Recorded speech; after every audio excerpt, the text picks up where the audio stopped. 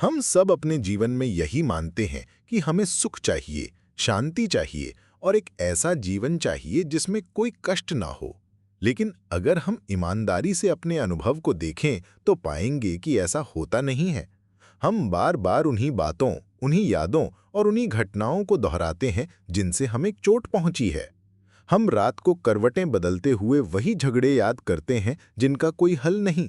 वही असफलताएं याद करते हैं जिनसे हम पहले ही गुजर चुके हैं। वही रिश्ते पकड़कर बैठे रहते हैं जो टूट चुके हैं। ये विरोधाभास बड़ा विचित्र है।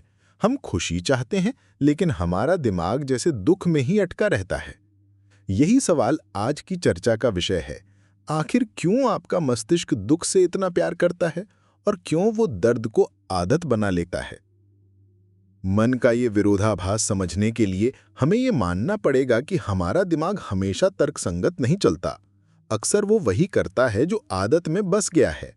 न्यूरोसाइंस बताता है कि जब हम किसी अनुभव को बार बार जीते हैं तो दिमाग की नसों में उसी अनुभव की गहरी छाप पड़ जाती है। ये छाप नई राहें बनाती है जिन्हें हम न्यूरल पाथवेज कहते हैं। जितना ज्यादा हम किसी बात पर ध्यान देते हैं उतनी ही गहरी वो राह बनती जाती है। अगर हम बार बार दुख, चिंता या गुस्से को दोहराते हैं तो दिमाग उसे सामान्य मान लेता है। धीरे धीरे ये दर्द एक आदत बन जाता है और फिर हम उसमें लौटना बंद नहीं कर पाते। ये समझने के लिए हमें अपने विकासवादी इतिहास में झांकना होगा। हजारों साल पहले जब इंसान जंगलों और गुफाओं में रहता था तो उसका सबसे बड़ा मकसद था जिंदा रहना। उसके लिए हर क्षण खतरे से भरा हुआ था। जरा सी आवाज सुनाई दी तो तुरंत सतर्क होना पड़ता था कि कहीं शेर ना आ गया हो। कोई कांटा चुभा तो उस दर्द को याद रखना जरूरी था ताकि अगली बार वही गलती ना हो। यानी दिमाग ने खुद को इस तरह ढाल लिया कि वो हमेशा दर्द और खतरे पर ध्यान दे। खुशी का कोई एवोल्यूशनरी फायदा नहीं था, लेकिन दर्द और डर ने इंसान को जीवित रखा। यही कारण है कि आज भी हमारा मस्तिष्क नकारात्मक बातों पर ज्यादा अटकता है। धीरे धीरे ये दर्द की याद हमारी सोच का पैटर्न बन गई। आज भी जब कोई हमें हल्की सी आलोचना कर देता है तो दिमाग तुरंत वही पुरानी चोट याद दिलाता है। जब कोई रिश्ता बिगड़ता है तो हम बार बार वही पुराने झगड़े दोहराते हैं। कोई सपना अधूरा रह जाए तो हम महीनों उस अधूरेपन को खंगालते रहते हैं। यही है दुख की आदत। दिमाग को जैसे इसमें सुख मिलने लगता है क्योंकि यही उसकी जानी पहचानी जमीन है। अब इसे न्यूरोसाइंस की भाषा में समझें तो और रोचक तस्वीर सामने आती है। जब हम शारीरिक या मानसिक दर्द महसूस करते हैं तो दिमाग का हिस्सा, जिसे एमिगडाला कहते हैं, सक्रिय हो जाता है। ये डर और भावनाओं से जुड़ा हुआ क्षेत्र है। साथ ही इंसुला भी काम करता है जो दर्द को और गहराई से महसूस कराता है। दिलचस्प बात यह है कि दिमाग का रिवॉर्ड सेंटर यानी डोपामिन सिस्टम भी इसमें हिस्सा लेता है। इसका मतलब ये है कि दिमाग दर्द को भी एक तरह से रिवॉर्ड की तरह इस्तेमाल करता है। क्यों? क्योंकि दुख को याद करना हमें सतर्क रखता है और दिमाग को सतर्क रहना पसंद है। ये केवल दिमाग का खेल नहीं बल्कि हमारी मनोवैज्ञानिक प्रवृत्तियों का हिस्सा है। कभी कभी हम अपने दुख को अपनी पहचान बना लेते हैं। हम कहते हैं, मैं वो हूं जिसे धोखा मिला, या मैं वो हूं जो कभी सफल नहीं हुआ। ये पहचान चाहे कितनी भी दुखदाई हो, लेकिन ये हमें एक कहानी देती है और इंसान बिना कहानी के नहीं जी सकता। कई बार हम किसी अधूरे रिश्ते, अधूरे सपने या अधूरे काम को पकड़े रहते हैं। दिमाग बार बार उसे दोहराता है क्योंकि उसे क्लोजर चाहिए। ये अधूरा गाना पूरा होने तक बार बार बजता है। मनोविज्ञान यहाँ तक कहता है कि इंसान भावनाओं का भी आदी हो सकता है। जैसे लोग शराब या ड्रग्स के आदी होते हैं, वैसे ही कोई गुस्से का आदी होता है, कोई उदासी का और कोई शिकायतों का। अगर हम भारतीय दृष्टिकोण से देखें तो हमारे ग्रंथ भी इस दुख के मोह की बात करते हैं। भगवान बुद्ध ने अपने पहले उपदेश में ही कहा था, दुख है, लेकिन उन्होंने ये भी कहा था कि समस्या दुख में नहीं बल्कि दुख से चिपकने में है। मन बार बार दुख को पकड़ता है क्योंकि वो उसे स्थायी मान बैठता है। भगवद गीता में भी यही दृष्टि मिलती है। अर्जुन युद्ध भूमि में खड़ा होकर दुख में डूब जाता है। वो कहता है कि वो अपने प्रियजनों को नहीं मार सकता। उसका दिमाग उसे बार बार रिश्तों के दर्द में खींच रहा था। लेकिन कृष्ण उसे सिखाते हैं कि सुख और दुख दोनों अस्थायी हैं। अगर तुम दुख में ही फंसे रहोगे तो जीवन का धर्म पूरा नहीं होगा। भारतीय तंत्र और योग परंपराएं भी यही कहती हैं कि मन की सबसे बड़ी आदत है दुख को पकड़े रहना।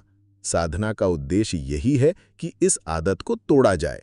ध्यान, भक्ति, स्वाध्याय, ये सब हमें ये सिखाने के लिए है कि दुख केवल एक गुजरने वाला अनुभव है, ना कि कोई स्थायी पहचान। आज की दुनिया में ये आदत और भी गहरी हो गई है।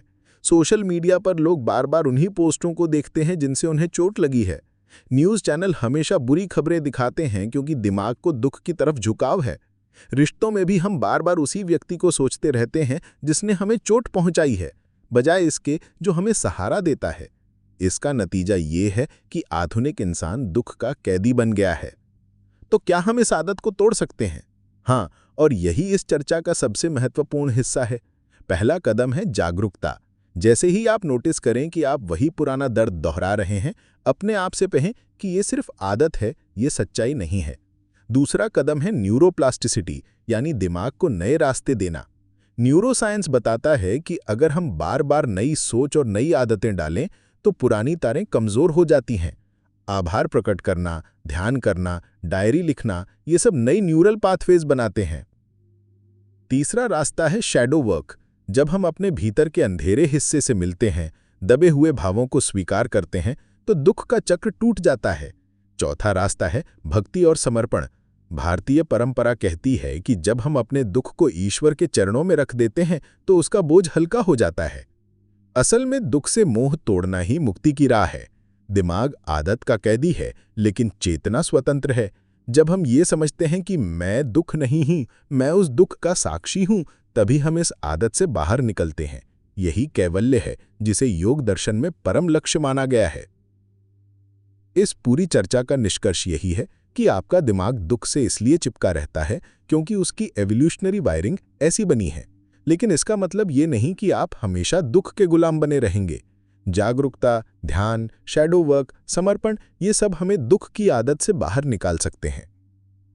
अगली बार जब आप खुद को पुराने दर्द में फंसा पाएं, तो बस याद रखिए कि ये सिर्फ आपके दिमाग की आदत है।